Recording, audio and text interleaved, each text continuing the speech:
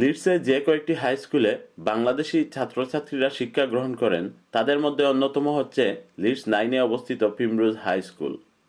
আগামী সেপ্টেম্বর মাস থেকে cooperative academy of Leeds নামে রূপান্তরিত হতে যাচ্ছে প্রিমরোজ। তাই আসন্ন এই পরিবর্তনকে সামনে রেখে স্কুলের principal Mrs Eileen McCarthy, vice principal Asif Ali, administrative team leader Gemma Maloney, শিক্ষক আনোয়ার গনি ও এমজি কিবরিয়াকে সাথে নিয়ে গত মঙ্গলবার লিডসের বাংলাদেশি কমিউনিটির লোকদের সঙ্গে লিডস 8-এর বাংলাদেশ সেন্টারে এক আলোচনা সভার আয়োজন করেন।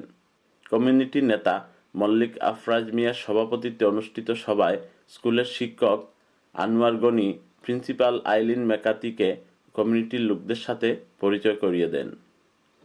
সভায় অন্যান্যদের মধ্যে বক্তব্য রাখেন শিক্ষাবিদ আব্দুল কুদ্দুস, কমিউনিটি নেতা আফজাল হুসেইন, আবুল আবেদিন, অমল পদ্মার, মোহাম্মদ আব্দুল হান্নান এবং জাহেদ আলী সহ অন্যান্য নেতৃবৃন্দ। সভায় এক পর্যায়ে প্রিন্সিপাল ম্যাকাথি কমিউনিটি নেতৃবৃন্দের বিভিন্ন প্রশ্নের জবাব দেন।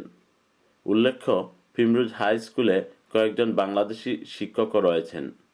লিডসের বাংলাদেশ সেন্টার থেকে Mohammad Zakaria, channel I news.